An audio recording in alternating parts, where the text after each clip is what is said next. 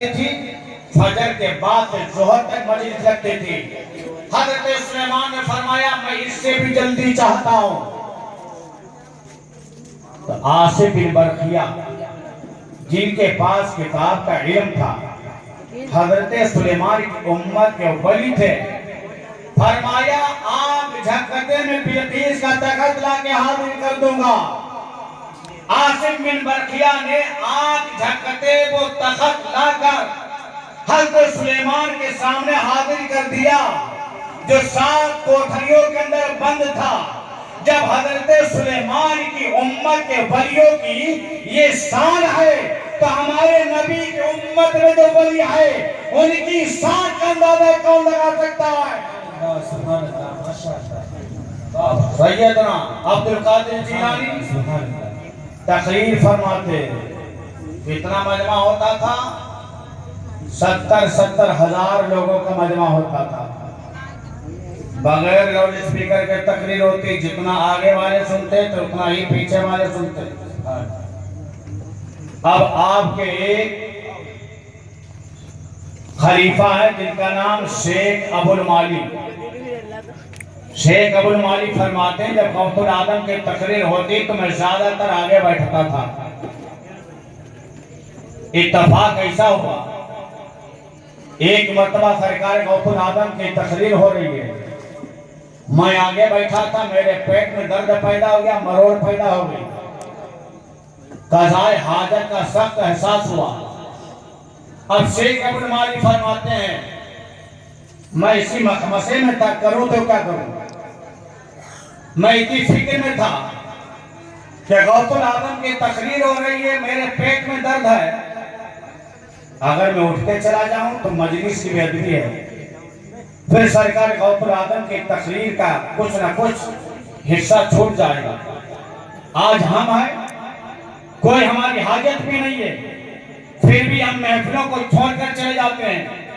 अगर कोई उलमा तकारीर करते हैं तो उनकी तकारीर के दरमियान तुम इधर उधर की बातों में लगा रहते हो, यह मजलिस की बेअदबी है। शेख अबुल माली इरशाद फरमाते हैं कि मेरे पेट में दर्द हुआ, मैं ये सोच रहा था करूं तो क्या करूं। इसी मखमसे में था, सरकार गौसुल आजम ने तकरीर करते करते एक कदम मिंबर से नीचे उतारा और रुमाल लिया, मेरे सर पे डाल दिया।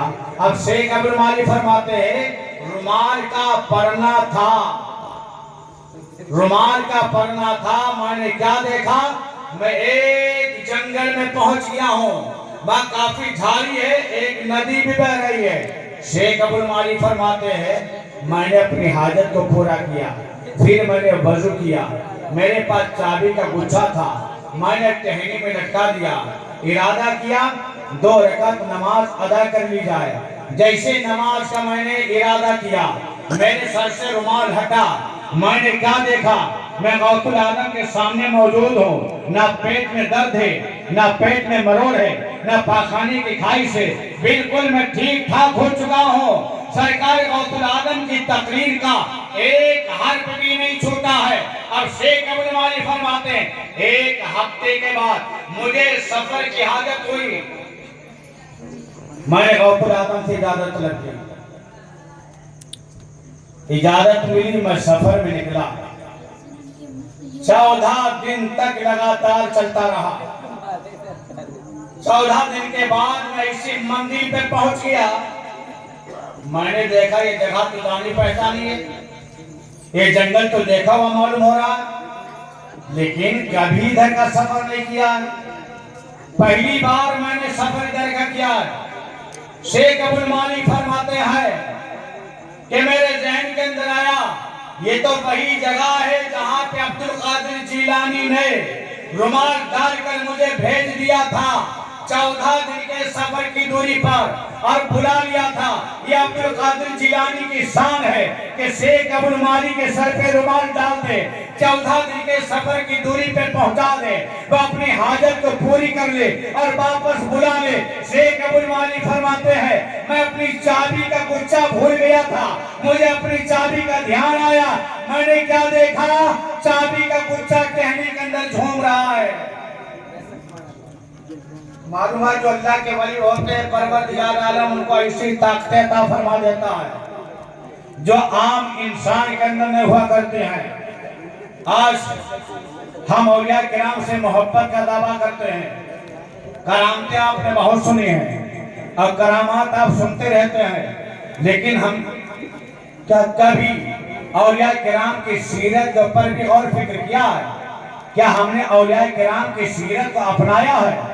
हमने पूरा महीना सरकार गौसुल आजम के नाम से लंगर जारी किया। गली गली कूचा कूचा डगर डगर जहां देखो गौसुल आजम का लंगर हो रहा है। देहात में देखो गौसुल आजम के नाम से लंगर है, शहर में देखो गौसुल आजम के नाम से लंगर है। तुझे लंगर याद रहा, तुझे बिरयानी याद रही, तुझे नजर नियाद याद रही, लेकिन तुझको ये याद रहा है कि सरकार गौसुल आजम ने 40 साल ईसा के वजू से नमाज फजर पढ़ी है।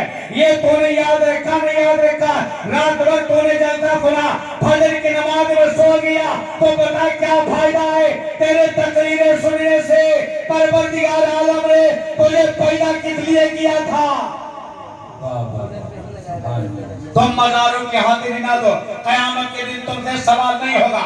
नजर नियाज ना करो, तुमसे सवाल नहीं होगा कि तुमने नजर नियाज की थी या नहीं की थी, लेकिन याद करो क़यामत के दिन पहला सवाल तुमसे नमाज के बारे में पूछा जाएगा।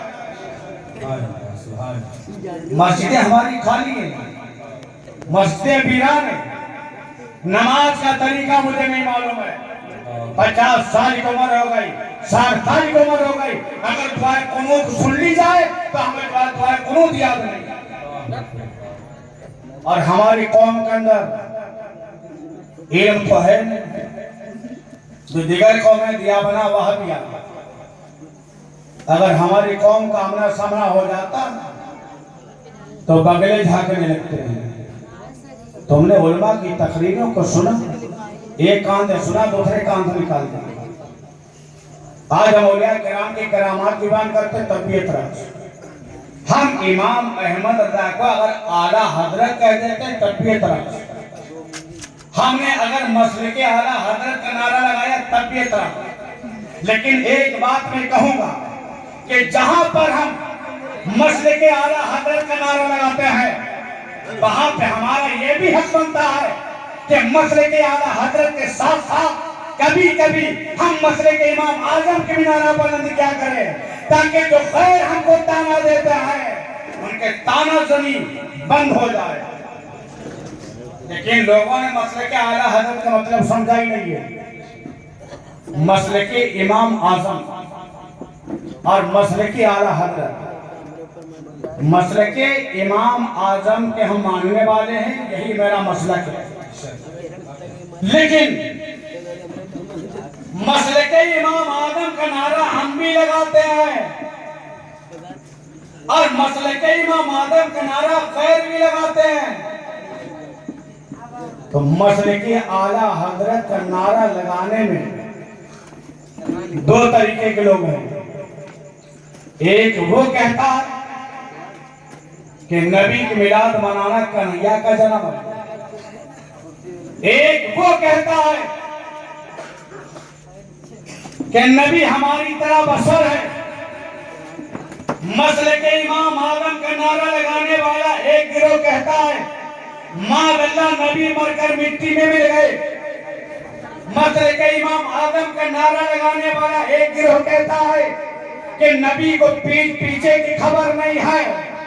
मसले के इमाम आजम का नारा लगाने वाला एक गिरोह ये कहता है कि नबी की विलादत पर खुशियां ना मनाई, और एक गिरोह वो है जो मसले के इमाम आजम का नारा लगाता है, कहता नबी की मिलाद जायज़ है, नबी खैरुल बशर है, नबी की मिलाद के मौका पर जुलूस निकालना जायज़ है, खड़े होकर इस्लाम पढ़ना जायज़ है, अंगूठा चूमना जायज़ है, कयामत के दिन नबी शफाअत करेंगे। मालूम ये चला मसले के इमाम आदम का नारा लगाने वालों में दो गिरोह हो गए। एक गिरोह नबी को अपनी तरह बशर कहता है, एक गिरोह नबी को नूरी बशर खैरुल बशर कहता है, एक गिरोह कहता है नबी को इल्मे गैब है, और एक गिरोह कहता है नबी को इल्मे गैब नहीं है। अब फैसला कैसे करोगे? अब जरूरत है मसले के इमाम मसले के आला हजरत का नारा लगाने। और जब लगाया किसी ने मसले के आला हजरत, मतलब क्या हुआ मसले के आला हजरत? मसलक माने रास्ता था। मसले के आला हजरत का मतलब क्या हुआ कि ये नबी के मिलाद मनाने वाला है, नबी का नाम सुनकर अंगूठा चूमने वाला है, नबी को खैरुल बशर मानने वाला है, नबी को साफे महसर मानने वाला है, नबी की विलादत के मौका पर खुशियां मनाने वाला है। यह है मसले के आला हजरत का मतलब। और आज अगर हम मसले के आला हजरत का नारा लगाते हैं तो लोग कहते हैं पांचवा मसलक कहां से गया? ये पांचवा मसलक नहीं है। मसलक माने रास्ता था। अगर मैं यहाँ पे नारा लगाऊं मसलके हुसैन मिल्लत जिंदाबाद, कोई हर्ज है इसमें? मतलब क्या हुआ? मसलक का माना यह हुआ कि जिस रास्ते पर हुजूर मुर्शिदी सैयदी हुसैन मिल्लत चलते हैं वो रास्ता जिंदाबाद है। तुमने मसलक का मतलब ही नहीं समझा है। मैंने अगर आला हजरत कह दिया तब भी एतराज कि सब हजरत हैं।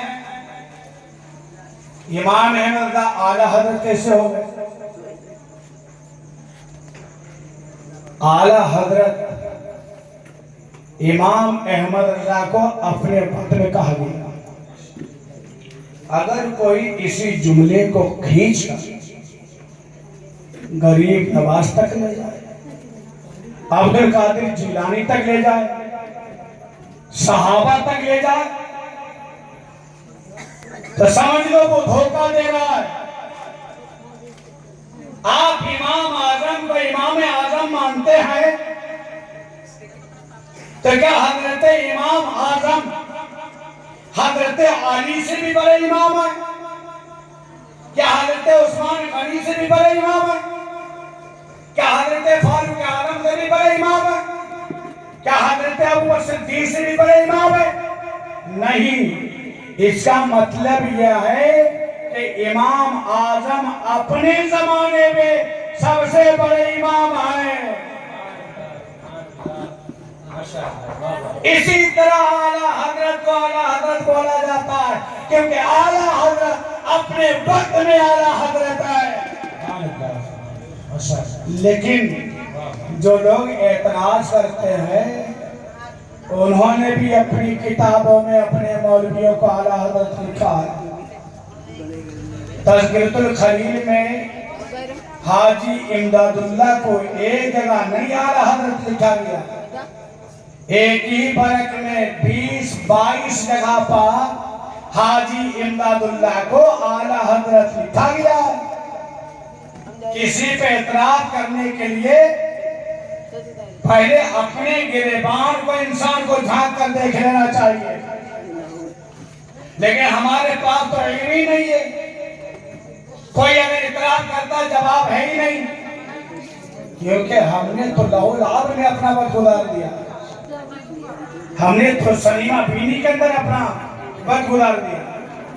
अच्छा ही बताओ सरकार गौसुल आलम औलिया किराम की सीरत पे तुम्हारा अमल है कितना? कोई ऐसी बुराई है जो आज हमारे तुम्हारे दरमियान नहीं है? जिनाकारी हमारे अंदर, सूदखोरी हमारे अंदर, रिश्वतखोरी हमारे अंदर, अय्यासी, मक्कारी, सूदखोरी, सारी बीमारियां ये हमारे अंदर है। बाप को खबर नहीं है कि नौजवान बच्चा जो है 1 बजे रात को 2 बजे रात को गली में मोबाइल पे बात कर रहा है। कौन उसके बिजनेस चल रही है 12-1 बजे रात को जो गलियों में खड़े होकर बात कर रहा है। कौन सी बुराई मेरे अंदर नहीं है? जिना का लियाम हो चुकी है। मालूम है कि जिना की सजा क्या? अगर कुआरा जिना कर ले तो दोनों के 100 कोड़े मारेगा। और अगर शादी तकलीफ करते हैं कि हजरत के मुरीद हो जाओ, तो अगर आप मुरीद हो जाएंगे तो हजरत पे कोई एहसान नहीं है। ये तो हजरत की करम नवाजी है जो हमें आपको अपनी गुलामी में पसंद कर लेते हैं, वरना हम कहाँ इस लायक है।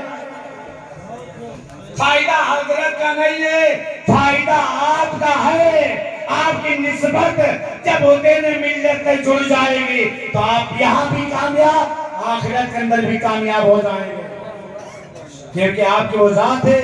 आला हजरत फरमाते हैं तेरी नस्ल पाक में है बच्चा बच्चा नूर का, तू है आईने नूर, तेरा सब घराना नूर का। हमारी दुआ रब्बे कदीर हम सबको सिराते मुस्तकीम पर चलने की तौफीक अता फरमाए। अस्तगफिरुल्लाह रब्बी मिन कुल्ली ज़ंबि व अतूबु इलैह।